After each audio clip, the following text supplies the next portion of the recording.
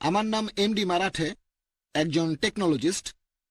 আমার প্রশ্নটা করার আগে আমি দর্শকদের এই আধ্যাত্মিকতার পথ থেকে কিছুটা বিজ্ঞান আর যুক্তির পথে নিয়ে আসি, যদি অনুমতি দেন। এখনকার স্কুলের পাঠ্য বইতেও এগুলো আছে। মানুষের বিবর্তনের পথে পশু মানব হোমো ইরেক্টাস ছিল ২০ লক্ষ বছর আগে। ব্রেইন ছিল ১,০০০ সিসি, যেখানে বানরের ব্রেইন হলো ৪০০ সিসি। বিবর্তন চলতে থাকে, আর ২ লক্ষ বছর আগে ব্রেইন সাইজ ১৪০০ সিসিতে পৌঁছে যায়।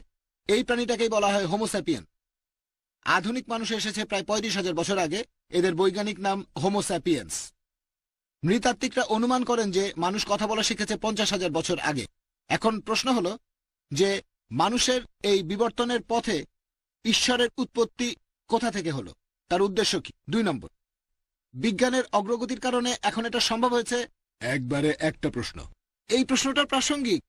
প্রশ্নের উত্তর খুব একটা বড় হবে না, আমাকে একটু সময় দেন। আচ্ছা, ঠিক আছে। হ্যাঁ, বিজ্ঞানের অগ্রগতির কারণে এটা সম্ভব যে সব প্রাণীর ক্লোন করা যাবে, যতগুলো খুশি। মানুষেরও ক্লোন করা যাবে। যদি ঈশ্বর থেকে থাকেন তাহলে তার ক্ষমতা কতখানি কমে গেছে? তৃতীয় প্রশ্ন হলো যে ঈশ্বর হলেন রক্ষাকর্তা, এই তো শেষ। তারপরেও বিভিন্ন ধর্মের ধর্মীয় নেতারা যখন মৃত্যুর মুখোমুখি হয় তখন কোনো হসপিটালে ছুটে যান, কিন্তু উপাসনার জায়গায় তারা যান না। সেখানেই তারা বলেন যে মানুষ বাঁচে আর মরে ঈশ্বরের ইচ্ছায়। এই ব্যাপারটার কোনো ব্যাখ্যা দিতে পারবেন? ভাই, আপনি ৩টা প্রশ্ন করেছেন। প্রথমে আপনার মত অনুযায়ী বিবর্তনের থিওরি বললেন, তারপর বললেন এখানে ঈশ্বর কিভাবে আসছেন। দ্বিতীয় প্রশ্ন, ঈশ্বর এই সবকিছু সৃষ্টি করার পরে তার কতখানি শক্তি কমে গেছে। তৃতীয় প্রশ্ন, যে অসুস্থ হলে আমরা সবাই হাসপাতালে যাই, কেন মন্দির মসজিদে যাই না। ৩টা প্রশ্ন করেছেন। বলছেন প্রশ্নগুলো ছোট, তবে উত্তরটা অনেক লম্বা। তা এখানে বিস্তারিত উত্তর দিতে গেলে সময় লাগবে। ভাই, আপনি এখানে হোমোস্যাপিয়েন্সের ব্যাপারে বেশ কিছু কথা বললেন। এখানে বিবর্তনের থিওরির কথা বলছেন আপনি, থিওরি অফ ইভলিউশন। আমি মেডিকেল ডাক্তার, আমি আমার জীবনে এমন কোনো বই দেখিনি যেটা বলছে ফ্যাক্ট অফ ইভলিউশন। এটা থিওরি অফ ইভলিউশন। আমি এই বিবর্তনের থিওরি সম্পর্কে জানি, আর ডারউইনের থিওরি সম্পর্কে বিস্তারিত জানতে আমার ভিডিও ক্যাসেট দেখেন, Quran and modern science, conflict or conciliation. Darwin বলেছিলেন একটা থিওরি। তিনি তার বন্ধুকে একটা চিঠি লিখেছিলেন, থমাস থমটনকে, 1881 সালে, যে আমি প্রাকৃতিক নির্বাচনের এই থিওরিতে বিশ্বাস করি, কারণ আমার কাছে কোনো প্রমাণ নেই। আসল কারণ এই থিওরি প্রাকৃতিক নির্বাচন, ভ্রূণতত্ত্ব আর ভ্রূণের শরীর গঠনের ব্যাখ্যাকে সহজ করে দেয়। কোনো বই বলছে না দ্য ফ্যাক্ট অফ এভলিউশন। সব বই বলছে থিওরি অফ এভলিউশন। সেজন্যই আমরা বন্ধু বান্ধবদের বলতে শুনতাম যে যদি তুমি ডারউইনের সময় জন্মাতে, তার থিওরিটা সত্য বলে প্রমাণিত হয়ে যেত। আসলে ঠাট্টা করে বলছে বাদরের মতো। এখানে অনেক কিছু অসম্পূর্ণ। ডারউইন নিজেই বলেছেন অনেক কিছু এখনো অজানা। আপনি শুধু হোমোস্যাপিয়েন্সের কথা বললেন, শুধু একটা পূর্বপুরুষের কথা বললেন। আমি সবগুলোর কথাই বলবো। প্রথম পূর্বপুরুষ হচ্ছে লুসি। লুসি লুসি পৃথিবীতে এসেছিল ৩৫ লক্ষ বছর আগে। আপনি ২০ লক্ষ বছরের কথা বলছেন, আমি বিজ্ঞানের আবিষ্কারের কথা বলছি, যেটা ৩৫ লক্ষ বছরের পুরনো। লুসি বরফ যুগের সময় সে মারা যায়। এরপরে যারা আসলো তারা হোমো ইরেক্টাস। হোমো ইরেক্টাস প্রায় ৫ লক্ষ বছর আগে। এরপরে আসলো নিয়ান্ডারথাল মানুষ, ৩ নম্বর। এটা প্রায় ৪০,০০০ বছর আগে। আর সব শেষে এলো ক্রো ম্যাগনন। তবে এদের মধ্যে কোন রকম যোগসূত্র নেই, এটা শুধুই একটা অনুমান। পিপিগ্রাসের মত অনুযায়ী, পিপিগ্রাসের মতে, তিনি প্যারিসের সোজিন ইউনিভার্সিটিতে ইভলিউশনারি স্টাডিজের চেয়ারম্যান। ১৯৭১ সালে তিনি বলেছিলেন এটা হলো কল্পনার লাগামকে একেবারে ছেড়ে দেয়া, যখন আবর্জনা ঘেটে ঠিক করছেন কে আমাদের পূর্বপুরুষ। আমি জানি কিছু লোক ডারউইনের থিওরির কথা বলে থাকে। আমি মেডিকেল ডাক্তার, আমি ব্যাপারটা জানি। তবে এটা কি জানেন, এমন কয়েকশো বিজ্ঞানী আছে যারা থিওরির বিরুদ্ধে কথা বলেন। কিছু বিজ্ঞানী এটার পক্ষে বলেন, আরো বেশি বিজ্ঞানী আছেন এটার বিপক্ষে। আরো বিস্তারিত জানতে আমার ভিডিও ক্যাসেট দেখতে পারেন, কোরআন এন্ড মডার্ন সায়েন্স। কিছু বিজ্ঞানী এটার পক্ষে, কারণ এটা ইভলিউশনের ফ্যাক্ট না। থিওরি সমর্থন করা যায়, কোরআন কোনো থিওরি বা অনুমানকে সমর্থন করে না। কোরআন বলে ফ্যাক্ট সম্পর্কে। আপনি ২০ লক্ষ বছরের কথা বললেন। আল্লাহ সুবহানাহু ওয়া তাআলার কোনো শুরু নেই। মানুষ কবে এসেছে কেউ নির্দিষ্ট করে জানে না, কেউ জানে না। আমরা অনুমান করতে পারি বিজ্ঞান অনুমান করে, তবে কোরআন বলছে প্রথম মানুষ হলেন আদম আলাইহিসসালাম, প্রথম মানুষ, আর তার সাথে ছিলেন হাওয়া রাদিয়াল্লাহু আনহা। মানুষ এখনো সেটা জানতে পারেনি। পবিত্র কোরআনে এমন কোনো কথা নেই যেটাকে বিজ্ঞান ভুল প্রমাণ করতে পেরেছে। অনুমান কোরআনের বিরুদ্ধে যেতে পারে, থিওরি কোরআনের বিরুদ্ধে যেতে পারে, এরকম বৈজ্ঞানিক ফ্যাক্ট খুঁজে পাবেন না একটাও যেটা পবিত্র কোরআনে বলা হয়েছে, আর সেটা প্রতিষ্ঠিত বৈজ্ঞানিক সত্যের বিরুদ্ধে। এটা থিওরির বিরুদ্ধে যেতে পারে। আপনার এই থিওরিকে সমর্থন করেন সামান্য কয়েকজন, বেশিরভাগই সমর্থন করে না। এবার দ্বিতীয় প্রশ্নে আসি, যে আল্লাহ যদি এই সব কিছু সৃষ্টি করে থাকেন তাহলে তার শক্তি কতখানি কমে গেছে? আপনি আমার কথাগুলো বুঝতে পারেননি। পবিত্র কোরআনে সূরা আনাম অধ্যায় 6 আয়াত 3 বলছে, দৃষ্টি তাকে অবধারণ করতে পারে না। আমি একটা উপমা দিতে পারি, তবে পুরোপুরি এক না। একটা সমুদ্র, সমুদ্র থেকে যদি এক ফোঁটা পানি তুলে নেন, পানির স্তর কতখানি নিচে নেমে যাবে? কতখানি? কতখানি? তারপরও, এত কিছুর পরেও আল্লাহ সৃষ্টির পরে তার শক্তি কতখানি কমে গেছে আর সমুদ্রের পানি কতখানি কমে গেছে, এদের মধ্যেকার ব্যবধান অসীম। সমুদ্রের স্তর হয়তো 0.0000 এভাবে একটা জায়গায় এসে শেষ হবে, তবে আল্লাহ সুবহানাহু ওয়া তাআলার ক্ষেত্রে এটা একেবারে সামান্য পরিমাণও কমবে না। তিনি সর্ববিষয়ে সর্বশক্তিমান। এটাই আল্লাহ সুবহানাহু ওয়া তাআলা। যদি ঈশ্বরের শক্তি কখনো কমে যায়, আমরা তো এমন ঈশ্বরের ইবাদত করব না যে সৃষ্টি করতে গিয়ে তার শক্তি হারায়। আমাদের আল্লাহ সার্বভৌম ও চিরস্থায়ী। আমি এই কথাটা আগেও বলেছি, আল্লাহ সার্বভৌম চিরস্থায়ী, সবকিছুই তার উপরে নির্ভরশীল। তিনি কোনো কিছুর উপর নির্ভরশীল নন। আল্লাহ কোত্থেকে আসলেন? বিশ্বজগৎ সৃষ্টির আগেও আল্লাহ ছিলেন। তিনি এখানে কিভাবে আসলেন? আল্লাহ এখানে কখন সৃষ্টি হলেন? আল্লাহ সৃষ্টি হননি।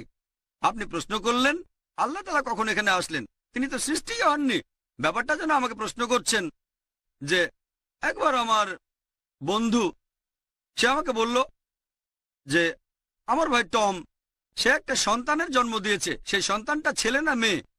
আমি মেডিকেল ডাক্তার হিসেবে জানি পুরুষ সন্তান জন্ম দিতে পারে না। তাহলে সন্তানটা ছেলে না মেয়ে? প্রশ্ন আসছে কেন?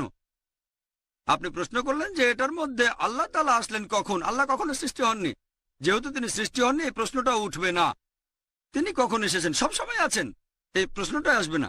এবার আপনার 3 নম্বর প্রশ্ন, যে মানুষ যখন অসুস্থ হয় তখন হাসপাতালে যায়, তারা মন্দিরে যায় না, মসজিদে যায় না, চার্চেও যায় না। ভাই, হয়তো সব মানুষের কথা জানেন না, আমি ডাক্তার হিসেবে জানি, যখন ডাক্তার হাল ছেড়ে দেয় তখন আমরা ডাক্তাররাও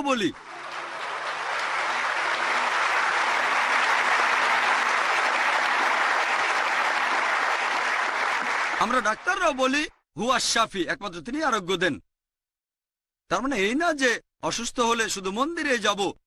পবিত্র কোরআন বলছে সূরা নাহল অধ্যায় 16 আয়াত 43, এছাড়াও সূরা ফুরকান অধ্যায় 25 আয়াত 59, যদি তোমরা না জানো জ্ঞানীদের জিজ্ঞেস করো যে এক্সপার্ট। যদি অসুস্থ হয়ে পড়েন আল্লাহর কাছে দোয়া করার পাশাপাশি এমন কারো কাছে যান যিনি মেডিসিনে এক্সপার্ট, ডাক্তারের কাছে। কোরআনে সে কথা বলছে। তবে কোনো ডাক্তারের কাছে যাওয়ার পরেও আল্লাহর উপর ভরসা রাখেন, কারণ তিনি আপনাকে আরোগ্য দেবেন, সেখানে কোনো ডাক্তার থাকুক বা না থাকুক। আল্লাহ সুবহানাহু ওয়া তাআলা বলেছেন, তোমরা অন্ধভাবে কিছু বিশ্বাস করো না।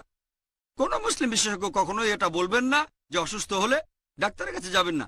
ডাক্তারের কাছে যাবেন, তবে আসলে আরোগ্য করবেন আল্লাহ সুবহানাহু ওয়া তাআলা। সেজন্য সব ডাক্তারই যখন সব জ্ঞান আর সব ওষুধ ব্যর্থ হয়ে যায়, তারা বলেন এটা শুধু আল্লাহই আপনাকে বাঁচাতে পারেন।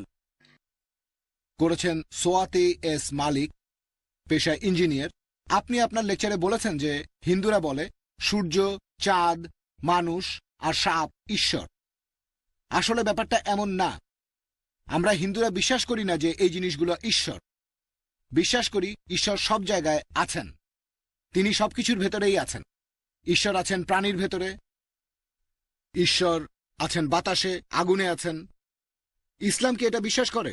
যদি না করে তাহলে কেন? এখানে সমস্যা কোথায়?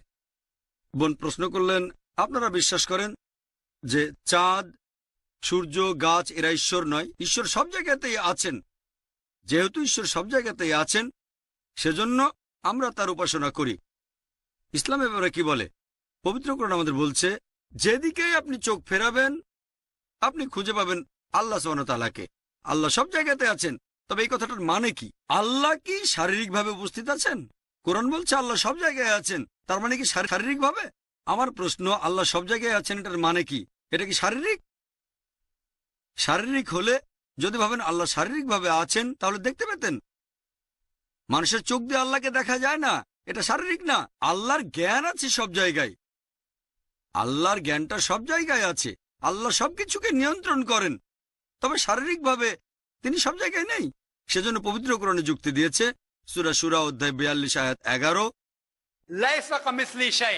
কোনো কিছুই তার সাদৃশ্য নয়, তার সাদৃশ্য আর কোনো কিছুই নেই। আমি আপনাকে বলছি, যখন সূর্যের উপাসনা করেন তাহলে কি ঈশ্বর শুধু সূর্যের মধ্যে আছেন আর কোথাও নেই? অথবা ধরেন মানলাম, আপনি বললেন ঈশ্বর সব জায়গায় আছেন, তর্কের খাতিরে মানলাম, তাহলে তো ঈশ্বরের একটা অংশের উপাসনা করছেন। একটা গাছ, বিশ্বজগতের তুলনায় গাছটা অনেক ছোট, তাহলে তো ঈশ্বরও অনেক ছোট, শুধুমাত্র গাছের মধ্যেই, শুধুমাত্র সাপের মধ্যেই। সেজন্য যদি উপাসনা করতে হয় তাহলে সত্যিকারের ঈশ্বরের উপাসনা করেন। আল্লাহ সুবহানাহু ওয়া তাআলার জ্ঞান সব জায়গাতে উপস্থিত আছে, তবে তিনি শারীরিকভাবে নেই। আশা করি উত্তরটা পেয়েছেন। আসসালামু আলাইকুম ভাই, আমি ডক্টর কামার আরা। আমার প্রশ্নটা হলো, খ্রিস্টানরা ট্রিনিটির ধারণা আর ঈশ্বরের মানুষরূপ নেয়াকে ব্যাখ্যা করে এভাবে যে পানি তিনটা আলাদা অবস্থায় থাকতে পারে, কঠিন মানে বরফ, তরল মানে পানি, আর বায়বীয় মানে বাষ্প। তারপরও সেটা একই পানি থাকে। একইভাবে একজন মানুষ একসাথে একজন বাবা, একজন ভাই আর একজন ব্যবসায়ী হতে পারে, তারপরও সে ব্যক্তি মাত্র একজনই। তাহলে পিতা, পুত্র আর পবিত্র আত্মা হবে না কেন?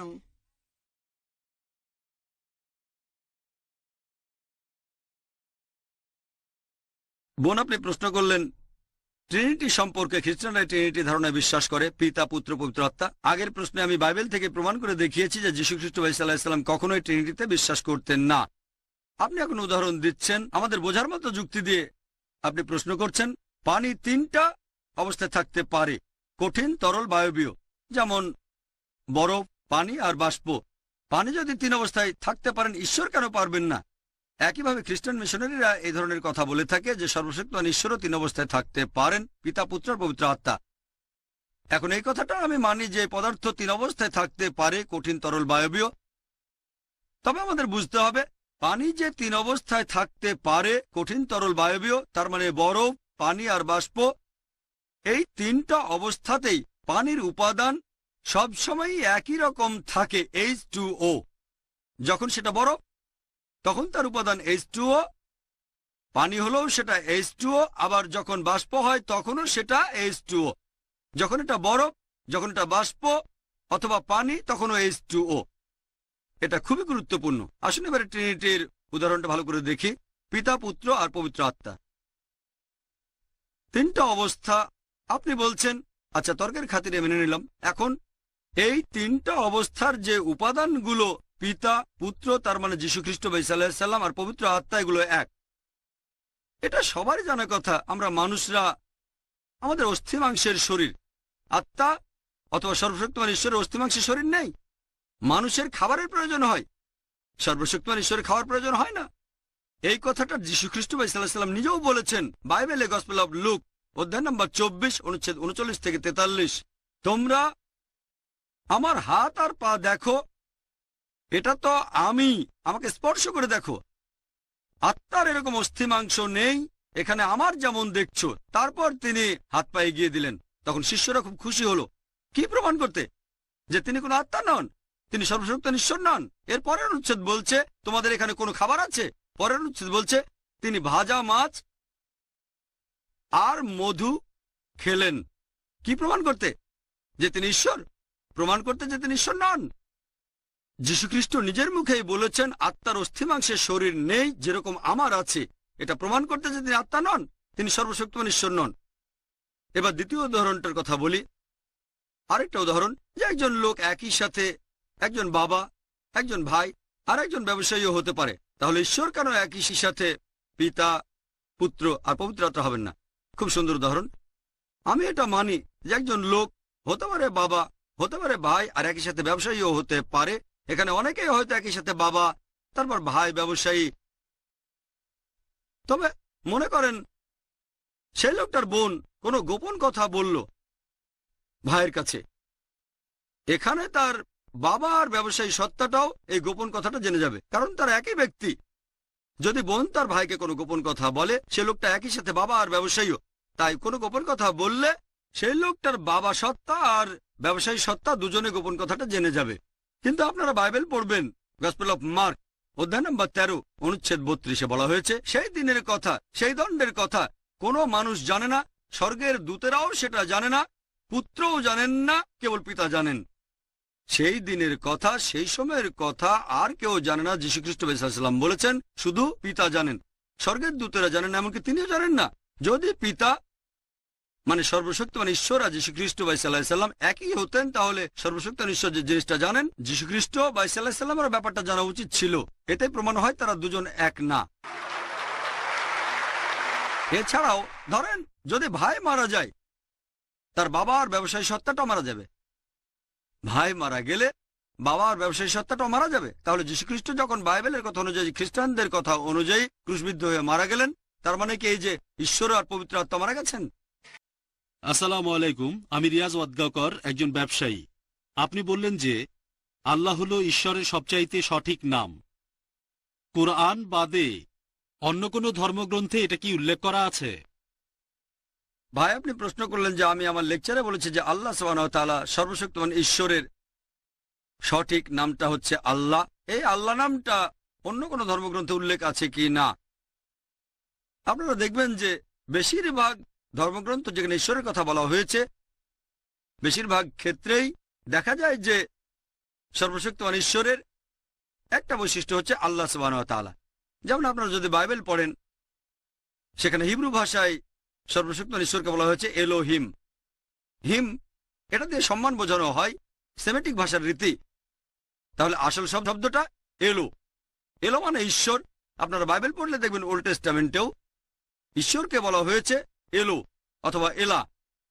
আর ইংরেজি বাইবেল যেটা রিভাইজ করেছেন রেভারেন্ড স্কফিল্ড, তিনি এই শব্দটার বানান করেছেন এলা, সেখানে দিয়েছেন তিনি ইএল অথবা ইএলএএইচ অথবা এএলএএইচ। উচ্চারণ হবে এলা, এল এলা বা আলা, এএলএএইচ। আমরা মুসলিমরা যখন ইংরেজিতে আল্লাহ লিখি তখন লিখি ALLAH, তবে রেভারেন্ড স্কফিল্ড লিখেছেন ALAH।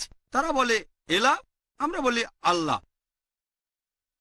স্কুলে থাকতে আমি শিখেছিলাম TO2 DO ডু, জিও, জিওতে কি হবে? গু হবে না, হবে গো।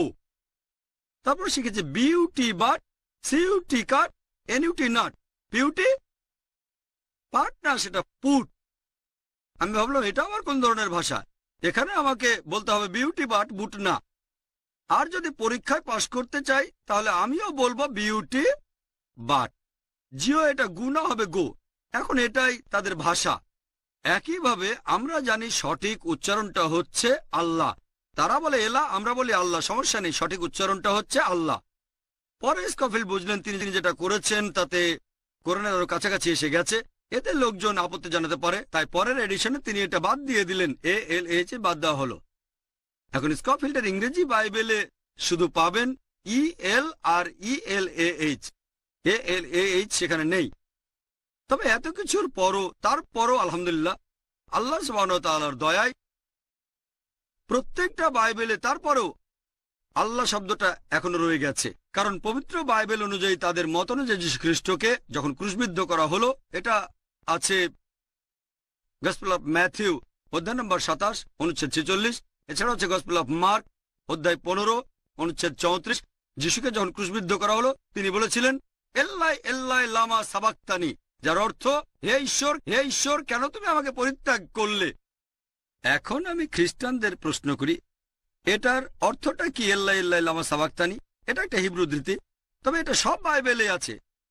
ইংরেজি বাইবেলেও হিব্রু ধৃতিটা আছে, তারপরে অনুবাদ করা হয়েছে এল্লাই এল্লাই লামা সাবাক্তানি, হে ঈশ্বর কেন আমাকে পরিত্যাগ করলে। কিছু লোক বলে ঈশ্বরের নাম হলো জোভা।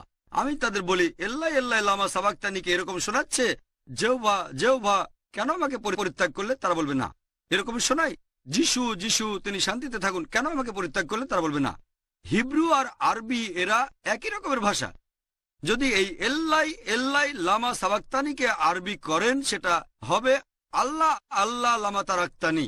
একই রকম শোনাচ্ছে? হ্যাঁ, কারণ কাছাকাছি ভাষা। এখানে আরেকটা দিক আমি বলি, বাইবেল পৃথিবীর 2000-এরও বেশি ভাষায় অনুবাদ করা হয়েছে, আর সব অনুবাদেই এই হিব্রু উদ্ধৃতিটা রাখা হয়েছে, এল্লাই এল্লাই লামা সাবাক্তানি। হোক সেটা Tamil Bible, Chinese Bible, Hebrew Bible, প্রত্যেক বাইবেলেই এই হিব্রু উদ্ধৃতিটা রাখা হয়েছে। আর এভাবে আল্লাহ সুবহানাহু ওয়া তাআলার নাম বাইবেলের সব অনুবাদেই এখনো আছে। এই আল্লাহ শব্দটা গুরু নানক ঈশ্বরের কিছু বৈশিষ্ট্যের কথা বলেছেন, যেমন রহিম। এছাড়াও তিনি বলেছেন আল্লাহ। যদি হিন্দুদের ধর্মগ্রন্থ পড়েন উপনিষদ, একটা উপনিষদের নাম দেওয়া হয়েছে আল্লাহ উপনিষদ, আর সর্বশক্তিমান ঈশ্বরকে ডাকা হয়েছে আল্লাহ বেশ কয়েকবার। এমনকি ঋগ্বেদেও, যদি আপনারা ঋগ্বেদ পড়েন, সেখানে আল্লাহ সুবহানাহু ওয়া তাআলার নাম, তার একটা বৈশিষ্ট্য, সেটা আছে 2 নম্বর গ্রন্থ, অনুচ্ছেদ নাম্বার 1, পরিচ্ছেদ 11।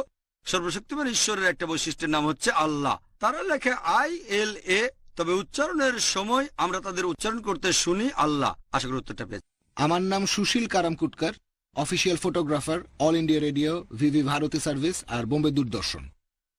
আমি মুসলিমদের পবিত্র দেশ সৌদি আরবে 3 বার গিয়েছি, আর সেখানে প্রায় 4 বছর ইসলাম ধর্মটাকে আমি খুব কাছ থেকে দেখেছি। এখন ডক্টর জাকির, মনে করেন একজন মুসলিম অন্ধলোক, মনে করেন তাকে চোখ দান করেছে একজন হিন্দু ধর্মের অনুসারী, তার একটা কিডনি, মনে করেন একটা কিডনি দিয়েছে খ্রিস্টান ধর্মের একজন লোক, আর তাকে হার্ট দান করেছে একজন পার্সি ধর্মের লোক। এরকম একজন মুসলিম কি মসজিদে নামাজ আদায় করতে পারবে? ভাই, আপনি প্রশ্ন করলেন, যদি আমরা এরকম ধরে নিই একজন মুসলিমকে চোখ দিয়েছে হিন্দু, হার্ট দিয়েছে একজন খ্রিস্টান, কিডনি দিয়েছে অন্য ধর্মের কেউ, এরকম, তাহলে চোখ এসেছে অন্য ধর্ম থেকে, হার্ট আরেকটা ধর্ম থেকে, সে কি মসজিদে নামাজ পড়তে পারবে?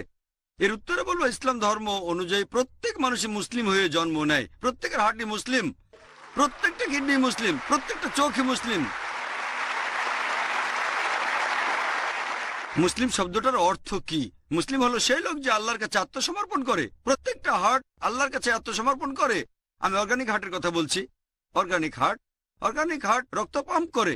একজন খ্রিস্টানের হার্ট রক্ত পাম্প করে, মুসলিমের হার্ট রক্ত পাম্প করে, হিন্দুর হার্টও রক্ত পাম্প করে। আমাদের হার্ট মুসলিম। অর্গানিক হার্টের কথা বলছি। চোখ, অর্গানিক চোখ, এটাও মুসলিম। তবে আপনি ভুল জিনিস দেখেন। সরি, আপনাকে বলছি না, আপনি মানে আমরা সবাই। মানুষটা ভুল জিনিস দেখে। এখানে দোষ হলো মানুষের।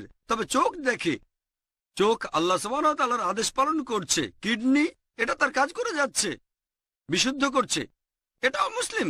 তাহলে হার্টটা যদি দিয়ে থাকে কোনো হিন্দু অথবা কোনো খ্রিস্টান লোক, প্রত্যেকটা হার্ট মুসলিম, প্রত্যেকটা চোখ মুসলিম, প্রত্যেকটা কিডনি মুসলিম, সে অবশ্যই মসজিদে নামাজ পড়তে পারবে। তবে যদি কোনো অমুসলিমও মসজিদে আসতে চান, অবশ্যই আসতে পারেন।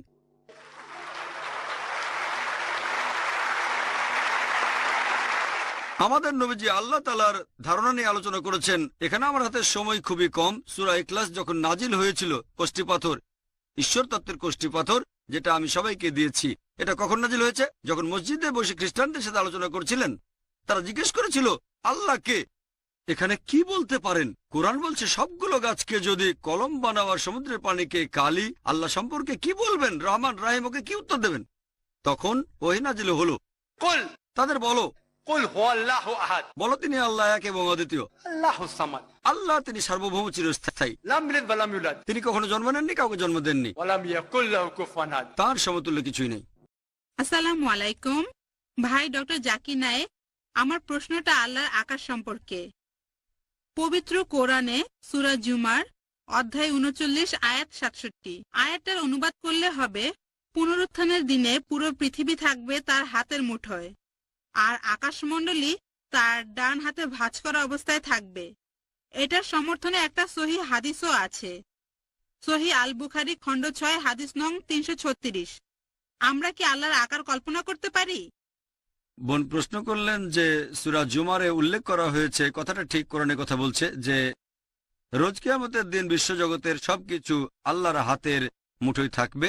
এছাড়া কিছু হাদিসে এই কথা বলছে ইত্যাদি। তবে আপনি যদি আমার লেকচারটা শোনেন, সেখানে আমি একটা চাবিকাঠির কথা বলেছি। চাবিকাঠি, সেই চাবিকাঠিটা আমি বলছি সূরা শুরা অধ্যায় 42 আয়াত 11 বলা হয়েছে, ليس كمثله شيء।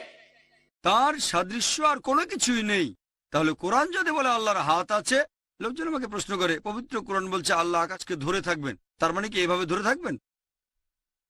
যদি আমি বলি আমি আমার পরিবারকে ধরে রেখেছি, তার মানে কি 24 ঘন্টা আমি আমার স্ত্রী আর সন্তানদের এভাবে ধরে রেখেছি? আমি তাদের এভাবে ধরে রাখিনি, ধরে রেখেছি ঠিক, তবে এভাবে না। এভাবে আমরা কথা বলি। একইভাবে পবিত্র কোরআন যখন বলছে আল্লাহ দেখতে এবং শুনতে পান, তার মানে কি আল্লাহ আমাদের মতো করে শোনেন? তিনি শোনেন। এখন কিভাবে শোনেন? আল্লাহ মালুম, আল্লাহ জানেন। আল্লাহর হাত আছে, তবে আমার আপনার মতো না যে 5টা আঙ্গুল, নখ আছে, তারপর হাতে তালু, এরকম না। আল্লাহর হাত আছে, হ্যাঁ আছে। আল্লাহর হাত কিরকম? ولم يكن له كفوا احد। তার সাদৃশ্য আর কোনো কিছু নেই। আল্লাহ তাআলা কিভাবে ধরবেন সেটা আল্লাহ মালুম, তিনি এটা অবশ্যই করবেন। কোরআন যখন বলছে আকাশকে ডানাতে ধরবেন, অবশ্যই তিনি ধরবেন। সেটা কিভাবে ধরবেন আমি জানি না। রোজ কিয়ামতের দিনে ইনশাআল্লাহ আপনি আর আমি সেটা সাক্ষী হব। পরের প্রশ্ন চিরকুট থেকে। আসসালামু আলাইকুম ভাই জাকির। মুসলিম হিসেবে আমরা বিশ্বাস করি যে আল্লাহ সুবহানাহু ওয়া তাআলা হলেন নূর, তার উপর কোনো আকৃতি বা জেন্ডার আরোপ করা যায় না। তাহলে পবিত্র কোরআনে আল্লাহ সম্পর্কে হি বা পুরুষবাচক সর্বনাম ব্যবহার করা হয়েছে কেন? একজন বোন। বোন খুব সুন্দর প্রশ্ন করেছেন, আর এই প্রশ্নটা নিয়ে আমি অনেকদিন সমস্যার ভেতরে ছিলাম। আপনি প্রশ্ন করলেন যে আল্লাহ হলেন নূর, তার কোনো জেন্ডার নেই, তাহলে কেন আরবিতে বলা হয়েছে হুয়া, ইংরেজিতে হি? এই প্রশ্নটা আমি অনেক মানুষকেই করেছি, ইন্ডিয়ায় আর বিদেশেও, কিন্তু কোনো সন্তোষজনক উত্তর পাইনি। তারপর নিজে কিছুটা রিসার্চ করে বিশেষজ্ঞদের সাথে আলোচনা করলাম। যখন আমি আরবি শিখলাম, ব্যাকরণ, আরবি ব্যাকরণের জেন্ডার হচ্ছে 2 প্রকারের, পুরুষ আর স্ত্রী। ইংরেজি গ্রামারে 3টা জেন্ডার, পুরুষ, স্ত্রী আর ক্লিব। তাহলে যদি হুয়া শব্দটার ইংরেজি করি, এটাকে অনুবাদ করা যায় হি অথবা ইট। হি অথবা ইট, হিয়ার ব্যাপারটা একই। যদি এই শব্দটার ইংরেজি করেন, সেটা হবে শি অথবা ইট। এটা আরবি ভাষা 2টো জেন্ডার, কিন্তু ইংরেজি ভাষায় 3টা জেন্ডার। তাহলে হুয়া শব্দটার ইংরেজি করলে হবে হি অথবা ইট, হিয়া শব্দের হবে শি অথবা ইট। তাহলে হুয়া, যদি এটার ইংরেজি করেন, আল্লাহ সুবহানাহু ওয়া তাআলা আসলে সব জেন্ডারের উপরে। তাহলে আমরা ইংরেজিতে হি বলি কেন? কিছু লোক এভাবে বলতে পারে, যদি হুয়া মানে হি অথবা ইট আর হিয়া মানে শি অথবা ইট, দুটোই একই, তাহলে আল্লাহ হিয়া না বলে হুয়া বললেন কেন? কারণ কোরআন বলছে قل هو الله احد। বলো তিনি আল্লাহ এক, অদ্বিতীয়। আমি যখন শিখলাম আরবি ব্যাকরণ, তখন আমি জেনেছিলাম আরবি ব্যাকরণে স্ত্রীলিঙ্গ ব্যবহার করতে কিছু নিয়ম আর শর্ত পালন করতে হবে। স্ত্রীলিঙ্গ, প্রথমত প্রকৃতিগত স্ত্রীলিঙ্গ হলে, যেমন মা, উম্মুন, অবশ্যই স্ত্রীলিঙ্গ হবে। দ্বিতীয় নিয়ম, যদি শব্দের শেষে তা, তা এটা স্ত্রীলিঙ্গ, যেমন মিরওয়াতুন, ফ্যান, শেষে আছে তা, এটা স্ত্রীলিঙ্গ হবে। আল্লাহ সুবহানাহু ওয়া তাআলা নারী নন, তাই স্ত্রীলিঙ্গ হবে না। আল্লাহর শেষে তা নেই, তা আছে না, স্ত্রীলিঙ্গ হবে না। তৃতীয় নিয়ম, শব্দের শেষে বড় আলিফ থাকলে সেটা হবে স্ত্রীলিঙ্গ। আল্লাহর শেষে বড় আলিফ নেই, স্ত্রীলিঙ্গ হবে না। এছাড়াও আরেকটা নিয়ম, শরীরের যে অঙ্গগুলো 2টো আছে, চোখ আমাদের আইনুন স্ত্রীলিঙ্গ, ইয়াদুন হাত স্ত্রীলিঙ্গ। আল্লাহ হলেন قل هو الله احد। বলো তিনি আল্লাহ এক, অদ্বিতীয়, এক জোড়া না। সেজন্য ব্যাকরণের নিয়মে যেহেতু এখানে হিয়া শব্দের ব্যবহার করা যাচ্ছে না, শি অথবা ইট, আল্লাহর সর্বনাম হুয়া। এমনিতে আল্লাহ সুবহানাহু ওয়া তাআলার কোনো জেন্ডার বা লিঙ্গ নেই। আসসালামু আলাইকুম ভাই, আমার নাম আলী হোসেন। আপনি আজকে বললেন, আর এর আগেও আপনাকে বলতে শুনেছি যে বাইবেলে যিশু কোথাও নিজেকে ঈশ্বর বলেননি। আমি একটা বুকলেট পড়েছি যেটা খ্রিস্টান ধর্ম প্রচার করছে। সেখানে বলা হয়েছে যে যীশু খ্রিস্ট সব দুঃখ কষ্ট নিরাময় করেন। আর এখানে উল্লেখ আছে যে যিশু বলেছেন, আমি প্রভু তোমাদের নিরাময় করি। এটা আছে বুক অফ এক্সোডাসে অধ্যায় 15 অনুচ্ছেদ 26। এখানে আরো বলা হয়েছে যে ফার্স্ট জনে আছে অধ্যায় 1 অনুচ্ছেদ 7, যিশুর রক্ত আমাদের পাপ থেকে মুক্ত করেছে। আমার প্রশ্ন প্রথম কথাটা নিয়ে, যে আমি প্রভু তোমাদের নিরাময় করি, কথাটার মানে কি এই নয় যে যীশু খ্রিস্ট নিজেকে ঈশ্বর বলে দাবি করেছেন? ভাই আপনি বললেন এক্সোডাস অধ্যায় 15 অনুচ্ছেদ 26। অনুচ্ছেদ 26 যিশু বলেছেন আমি তোমাদের আরোগ্য করেছি। ভাই এক্সোডাস এটা একটা অংশ ওল্ড টেস্টামেন্টের। ওল্ড টেস্টামেন্ট, যিশু খ্রিস্ট এক্সোডাসে কোনো কথা বলেননি, কখনো না। আমি লেকচারে বলেছি গোটা বাইবেল স্পষ্ট করে বলা এমন একটা অনুচ্ছেদ আপনি পাবেন না যেখানে যিশু খ্রিস্ট তার নিজের মুখে বলেছেন আমি ঈশ্বর অথবা আমার উপাসনা করো। এখানে একটা বাইবেল আছে খ্রিস্টানদের ধর্মগ্রন্থ কিং জেমস ভার্সন, এখানে যিশু খ্রিস্টের বলা কথাগুলো লাল কালিতে, চেক করে দেখেন এটা লাল কালিতে নেই। এটা যিশু খ্রিস্টের কথা না, অন্য কারো কথা হবে। তারপরেও যদি মেনে নেই, তর্কের খাতিরে মানলাম যে যিশু খ্রিস্ট বলেছেন তিনি নিরাময় করেন, করোনা এটার সাথে একমত। আমি আমার লেকচারেও বলেছি আমরা মানি তিনি মৃতকে জীবিত করেন আল্লাহর নির্দেশে। যিশু জন্মান্তর কুষ্ঠরোগীদের সুস্থ করেছেন আল্লাহর নির্দেশে। আমার কথাটা মেনে নিতে কোনো আপত্তি নেই যে যিশু খ্রিস্ট বা ঈসা আলাইহিস সালাম মানুষকে নিরাময় করেছেন। আমরা মুসলিমরাও এটা বিশ্বাস করি। তবে তিনি যা কিছু করেছেন তা বাইবেলে এই কথা বলছে। গসপেল অফ ম্যাথিউ অধ্যায় 12 অনুচ্ছেদ 28 তিনি ঈশ্বরের আত্মার সাহায্যে শয়তানকে তাড়িয়ে দেন। গসপেল অফ লুক অধ্যায় 11 অনুচ্ছেদ 20 তিনি ঈশ্বরের আঙ্গুলের সাহায্যে শয়তানকে তাড়িয়ে দেন। তিনি তার পিতার সাক্ষী হিসেবে সব কাজ করেছিলেন। আমার এটা মানতে কোনো আপত্তি নেই, যিশু অলৌকিক কাজ করেছেন। তবে এক্সোডাসে কোনো কথা বলেনি যিশু খ্রিস্ট ঈসা আলাইহিস সালাম। যদি সেটা থেকেও থাকে আমার কোনো আপত্তি নেই, কারণ তিনি অলৌকিক কাজ করেছেন। যিশু খ্রিস্ট তার নিজের মুখেই বলেছেন যে এই সব কিছুই করেছেন আল্লাহ সুবহানাহু ওয়া তাআলা। এছাড়াও যিশু খ্রিস্ট ঈসা আলাইহিস সালাম বলেছেন গসপেল অফ ম্যাথিউ অধ্যায় 24 অনুচ্ছেদ 24 পৃথিবীতে অনেক নকল খ্রিস্ট আর নকল নবী আসবে, আর যদি সম্ভব হয় তারা মনোনীতদেরও প্রতারিত করবে। অলৌকিক কাজ কোনো পরীক্ষা না। যিশু খ্রিস্ট তার নিজের মুখেই বলেছেন, এটা হচ্ছে গসপেল অফ ম্যাথিউ অধ্যায় 11 অনুচ্ছেদ 11 কোন মহিলার গর্ভে যারা জন্মেছে সবচেয়ে মহান হলেন জন দ্য ব্যাপটিস্ট। যারা কোনো মহিলার গর্ভে জন্মেছে সবচেয়ে মহান হলেন জন দ্য ব্যাপটিস্ট। তার মানে যিশু খ্রিস্টের চেয়েও তিনি বেশি মহান ছিলেন, কারণ যিশু খ্রিস্ট জন্মান মরিয়মের গর্ভে। কোন মহিলার গর্ভে যারা জন্মেছে সবচেয়ে মহান হচ্ছেন জন দ্য ব্যাপটিস্ট। যিশুর কথা অনুযায়ী তিনি কোন অলৌকিক কাজ করেছেন? একটাও না। সেজন্য অলৌকিক কাজ ঈশ্বর হওয়ার কোনো শর্ত না। আশা করি উত্তরটা পেয়েছেন।